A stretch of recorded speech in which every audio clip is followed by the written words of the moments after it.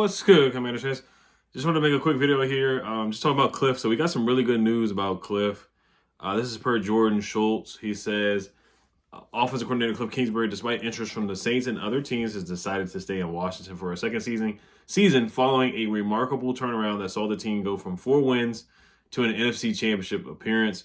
His return ensures continuity for the Commanders' offense heading into 2025. Kliff Kingsbury will be a top head coach candidate again next year, but the opportunity in Washington was too good to walk away from now. So that is good news. I love hearing that because that helps Jaden Daniels. He doesn't have to learn a new offense. This is a quote that was posted by John Com on Twitter that Kliff said, quote, "It would take a lot for me to leave this kid." Also, Kliff Kingsbury on Jaden Daniels a few weeks ago wasn't going to leave for anything other than a great situation. It made it clear he was very happy in his role for now. Once declined interviews until eliminated, it was a wrap. So I think they should give him a raise if they want to do something like that. I think Brian Johnson has the assistant head coach title, so they can't really do that. In the last year, like Eric Bieniemy had an assistant head coach title, but that was with a different regime. So, but you guys get the point here. So, if they want to give him like a little title improvement or a title raise or a raise or a title moving up the totem pole in the coaching staff or something like that, I guess they could do that. But no, this is awesome for him. This is awesome for Jaden that he doesn't have to learn a new offense and that they can develop together. Honestly, I think Kliff, I really do think he would be better suited to be an assistant coach. I think some guys are just better suited to be assistant coaches in the NFL. And you can say the same thing for the NBA. Some guys are just not great head coaches. Some guys are just good defensive coordinators. Some guys are just really, really good offensive coordinators. So, but I do think Kliff can be a good head coach in the league. He made the playoffs with the Cardinals. He did good things with Texas Tech, where he had Pat Mahomes be drafted, and he's done a lot of good things with other quarterbacks in the past for sure. Helped Caleb Williams at USC. Caleb Williams struggled his rookie season, but he had some good moments here and there. So Kliff's done a lot of good things, man. He really has. So I'm happy to see him back. And Kliff did not fall off a cliff. He debunked that narrative. The run game looked really good. We were top 5 in rushing touchdowns, top 5 in rushing yards in the league. Also, 4th down conversions, we did a good job with that. I think some of that was his play calling, where he did some of the power options to Jaden against the Falcons and some of the running plays that he called for Jaden on 4th and 3, 4th and 2. Some of that is just Jaden being so talented, but I think Kliff did a good job of maximizing his talent. And, you talk about the college offense. Who gives a crap if it's a college offense that Cam Taylor-Britt said earlier in the year? Can you stop this college offense? Can you stop this quick passing? And, we tested Cam Taylor-Britt and Terry mauled him, or I'm not even calling him mauled. Terry just tarried him in that game, and then we had a big catch by Terry again for a touchdown against the Bengals as well. So I think Kliff and Jaden have a really good relationship. The up tempo, the no huddle, and they have a healthy relationship where you see the Browns game where Jaden told Kliff, "Hey, let's just keep this going," and he called the deep ball to De'Ami Brown and threw a nice pass to De'Ami against the Browns for a touchdown. So they have that relationship where Jaden can change plays in the line. They have no problem or anything like that. I think the only time they had a problem with it was that Jets preseason game where Dan Quinn said he went cowboy or whatever it was. I think that's the only time they had a problem with it. But other than that, they don't give a crap because they trust each other. And if Jaden checks out of a play or changes a play or decides to do something else, or Kliff wants to do something, like they have a healthy relationship where they don't step on each other's toes. So that's why I'm really happy. And it's not like, Jason Campbell had to go through so many offensive coordinators. You look at other teams where they just have to shuffle through offensive coordinators all the time for the young quarterbacks. Like Lamar has been through multiple offensive coordinators now, and other teams, have gone through so many offensive coordinators. You look at Andy Reid, and Pat Mahomes, he's had consistency at the offensive coordinator position. Like, even when Eric Bieniemy left, they still promoted, I can't remember the guy's name, who's the offensive coordinator. But they've been there for years. Like, they've had a lot of continuity or a lot of constant, the same guys there for multiple years with the Chiefs. So I think that's something that we should definitely do. But if Kliff wants to spread his wings and get back to head coaching, he's still being paid by the Cardinals. And I think the only realistic time he was going to leave was really for the Bears. And I think when that was filled up, I was like, yeah, he's going to stay. He's not going to leave us for the Saints. He's not going to do that. He wants to stay with Jaden. And I don't blame him. You're in a good position where you don't have to be a leader of men. All you have to do is worry about the offense, worry about Jaden, worry about Terry and the run game. And we're going to get even better. We're going to bring more pieces here, too. He learned from his mistakes in the past, started moving Terry around instead of just leaving him on the left side of the field. So I think that was a great thing that Kliff learned and improved on. So that is good as well. So I'm just happy to hear that from Kliff. All right, so let's get to this article here. of this rumor. So what's his name on Twitter? Brandon J Daniels MVP on Twitter posted this from Bleacher Report. I'm just going to quickly go over here, guys. This video shouldn't be more than 10 minutes. He says, quote, this is from Bleacher Report, quote, should a top-tier pass rusher like Myles Garrett or Max Crosby become available in a trade, the Commanders will probably make an offer. The same could be true if a receiver like Deebo Samuel or Garrett Wilson hits the trade market. So this is the full article as well. Should a top-tier pass rusher like Myles Garrett or Max Crosby become available in a trade? I already read that part.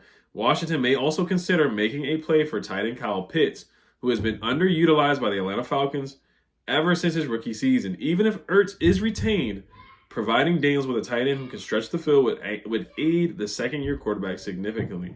So these are the guys that I do. Myles Garrett, if you can get him, that would be incredible. Of course, you're going to have to give up a top 3 round pick, probably a second or possibly even a first. For Myles Garrett, I mean, you got to pay to play. Max Crosby, something similar too. A second and a third, something like that. We do have our second round pick. We do have our third round pick. So it had to be something like that for Max Crosby. Deebo, his value to me went down. I thought Deebo had a really bad season. Like, he talked so much trash and, like, complained about not getting the football.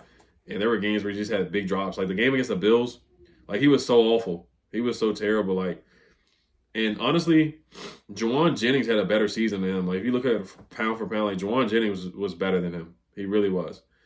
Deebo had 51 catches for 670 yards and 3 touchdowns. He basically, like, Noah Brown was on pace to do that. Like, Noah Brown was on pace to get 600-something yards. So I'm really not impressed by Deebo. I know Deebo does other things, like he runs the ball too. But if he's going to come over here and complain, like he fumbled twice, he had a bunch of drops, concentration drops, not creating separation. There were some games where he was really non-existent. Like against the Bears, he had 22 yards. Against the Buffalo Bills, he had 20 yards receiving. Green Bay, 21 yards receiving. Seahawks, 22 yards receiving. 16 yards receiving against the Rams. 5 yards receiving against the Lions. Awful. Trash. Terrible. And I hate to call people trash, but just his attitude is terrible. Cardinals, 11 yards receiving, 58 yards receiving against New England, which is not terrible. 54 yards receiving against the Jets. So he was really non-existent for a majority of the season. For as much as he complains and moans and groans for the football, like he's not worth the headache. He's just not. And I know a couple years ago he was really good doing other things, but he's not worth it, man. It is what it is. I would not trade for. I know Adam Peters has the connection with Deebo. I know they have a good relationship and whatnot, but he's not worth it. 29 years old. I'm good on Deebo. Garrett Wilson, yes, I would definitely take a look at trading for him. But is he really available? Will they really make him available? Is the biggest question mark. He had a darn good year. Another Ohio State receiver. You can never really go wrong with Ohio State receivers. I know some of them have not panned out. There's some Ohio State receivers that have not panned out. But having Terry and Garrett Wilson, 1A, 1B, that would be nasty. 101 catches for 1,104 yards and 7 touchdowns. Garrett Wilson had a couple of 100 receiving yard games. He had 4 100-yard receiving yard games this year. A 90-yard game against the Texans, 60-yard game against San Fran, and they were bad this year. And he had a good season. He had a darn good season. So I would not mind Garrett Wilson at all. But is that really realistic? That's the biggest thing. Is that really a realistic option? Him coming here to play for the Commanders. He had a 1,000-yard receiving season his sophomore season as well. So he's still under contract. You know, the 5th-year option, they probably will pick that up. They may even tag him. He's had 1,000-yard receiving yards each season. I really wanted us to draft him, but he was picked 10 in the draft, so they got him right before we could get him. I was pissed. Really wanted us to draft him in the first round, but he was gone. He would have been a perfect pair with Terry. And him, Terry, with Jaden would just be a nasty, nasty, nasty duo. Nasty duo. Max Crosby, how can you not want him on this team? You have seen him get into it on the sideline with coaches, so there are some concerns there, but he's a guy that can get to the quarterback and set the edge. So he's a dog for sure. Max Crosby's definitely a dog. And he picked us to win against the Lions too. So he likes the Commanders. A lot of people want to come here, man. That's what Adam Schefter said. So a lot of people want to come here. They really do. Kyle Pitts, I'm a little iffy on him too. I saw him drop that terrible. He had a terrible drop against the Giants where he just gave it to the defender. He has been a disappointment so far for his draft status, but he still is talented though. You can't deny the talent. Zach Ertz basically had a better season than him. He had 47 catches for 602 yards and 4 touchdowns. But he had a big touchdown catch against us to take the game into overtime. So he's still a threat. And we talk about yak. He definitely would provide some yak. If there's a way you can keep Zach Ertz and keep Kyle Pitts and Ben Sinnott, do you really trust him? I don't know. You want to see him develop, but Kyle Pitts is clearly more talented.